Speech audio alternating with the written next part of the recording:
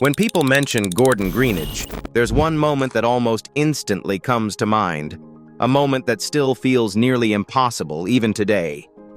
In 1984, at Lord's Cricket Ground, West Indies walked into the fourth innings needing 342 runs.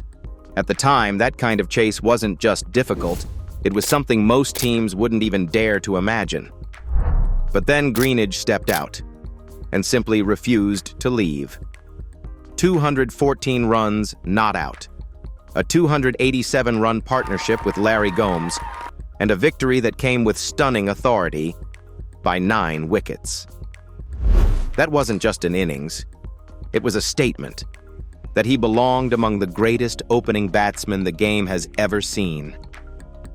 But what makes this story truly intriguing isn't what he did on the field. It's what he chose not to do after it all. No scandals, no showmanship, no extravagant lifestyle built for the spotlight. Instead, a life quietly unfolding in the countryside of Barbados. And that's where the real question begins. Why would a legend choose to live as if the world had forgotten him? Begins to make sense the moment you look at where Gordon Greenidge chose to call home. Back to Barbados. Not as a global sports icon expanding his empire, but as a man quietly returning to a place that had always defined him. This wasn't a temporary retreat. This became the center of his life. There are no headlines about multi-million-dollar mansions tied to his name. No penthouses overlooking London or New York skylines. No luxury estates designed to keep him in the public eye. Instead, what he built, or more accurately, what he chose, feels almost understated. A life close to nature. Open space, calm, and distance from attention. A slower rhythm that reflects the true pace of the Caribbean. His home sits on approximately 1 acre of land, surrounded by lush tropical gardens that feel alive but never overwhelming. The property itself is anchored by a charming 5-bedroom house, spacious enough for family life, yet grounded in simplicity rather than display. Located in a secure and peaceful neighborhood, it offers exactly what many modern buyers search for, but rarely find: space, privacy, and a sense of quiet belonging in one of Barbados's most livable areas. And that's where the story subtly shifts. Because this isn't about what he couldn't afford. It's about what he never felt the need to chase. While many legends use their success to expand their world, collecting properties across cities, building larger homes, creating more visible symbols of achievement, Greenidge did the opposite. He reduced it. Not out of limitation, but out of clarity. He narrowed his world down until it held only what truly mattered: family, space, and peace. And once you see that, another detail becomes even more striking. The most interesting part of Gordon Greenidge's life is everything that's missing. There is no public record of a supercar collection, no curated luxury lifestyle shared across social media. In a time where athletes often build their identity through visibility, where personal life becomes content, and success is measured by how much can be seen, Greenidge stands completely outside that system. Not because he couldn't be part of it, but because he chose not to. And that leads to a deeper, almost uncomfortable realization. While the modern world is constantly trying to hold on to the spotlight for as long as possible, Greenidge stepped away from it, quietly, and at exactly the right time. No announcement, no reinvention, no attempt to stay relevant. Just a life that moved forward, without needing to be watched. And in many ways, that decision may be just as rare as anything he ever achieved on the field. If Gordon Greenidge never chased the spotlight, did he ever chase the money? There are no shocking numbers attached to Gordon Greenidge. In fact, as of today, there is no detailed, publicly confirmed net worth figure reported by major outlets like BBC, ESPN Cricinfo, The Guardian, Forbes, or the Times of India. And that absence says more than any number ever could. His income followed a much simpler path. International cricket. County cricket with Hampshire County Cricket Club. Coaching roles after retirement. There were no major endorsement deals, no large-scale business ventures, no visible investment empire quietly growing in the background. And that's where the first truth reveals itself. Greenidge did not belong to an era where cricket created multi-millionaire celebrities. He belonged to a time when value was measured by how you played the game, not how much you earned from it. But to truly understand why he never needed a financial system to define his life, you have to go back to where his story really began. He was born in Barbados, but his early life was far from easy.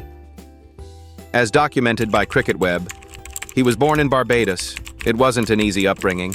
His mother was a single parent, and she eventually left him in Barbados with his grandparents whilst she went to find work in England. Greenidge was 14 when he arrived in England. At just 14, he left the Caribbean behind and moved to England, not as a rising star, but as a teenager trying to find his place in a completely different world. He attended Alfred Sutton Secondary School, where he faced serious racial discrimination, an experience that could have ended many careers before they even began.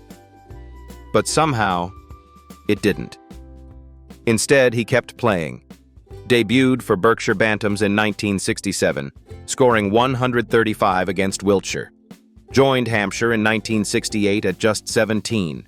Started at the very bottom, even working as a groundsman before breaking into the first team in 1970.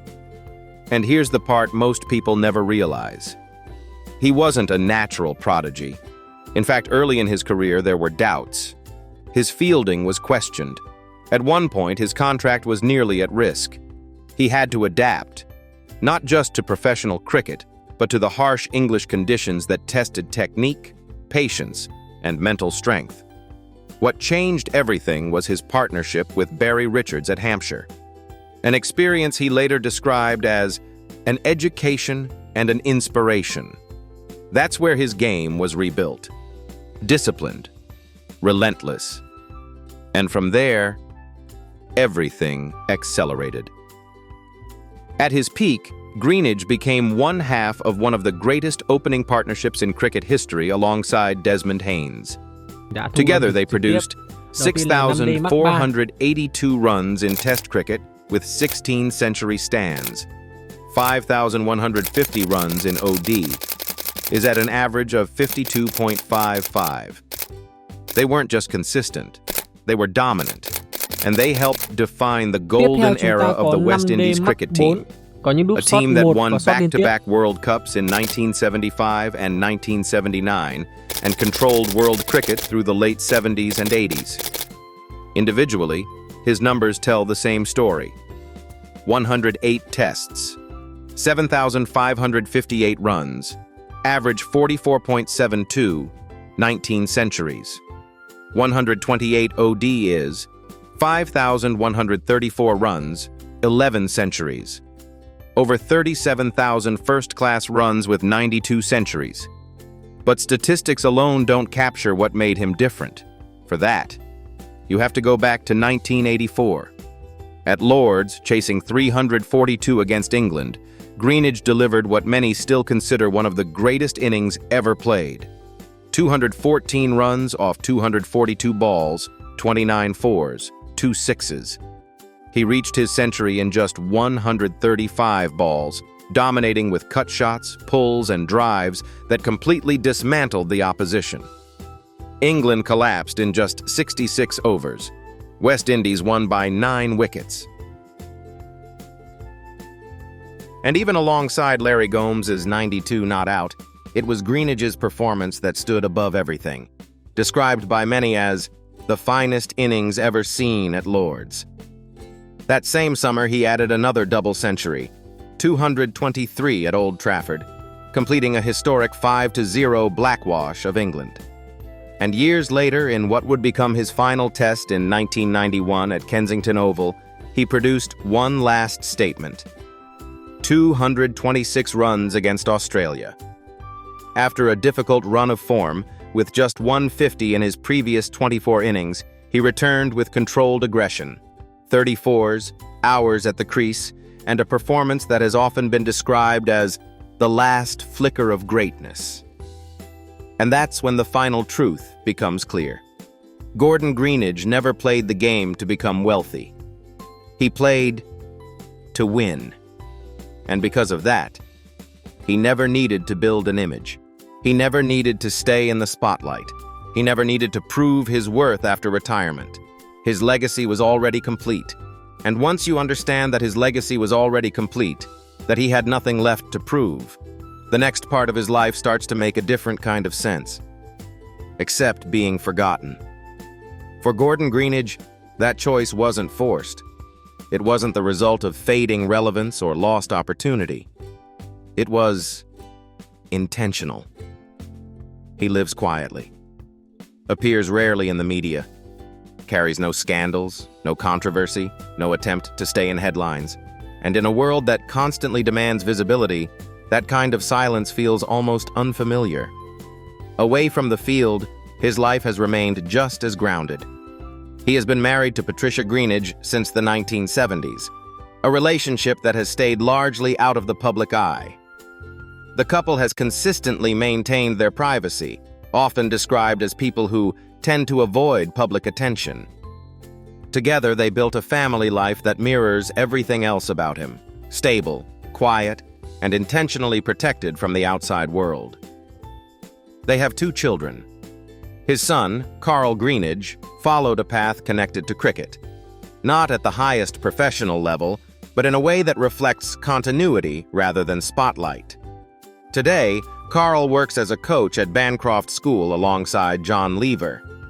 In a small but meaningful moment of legacy, Carl also portrayed his father in the 2021 Indian film 83, which tells the story of the 1983 Cricket World Cup, quietly bringing Greenidge's past back into public view without ever turning it into spectacle.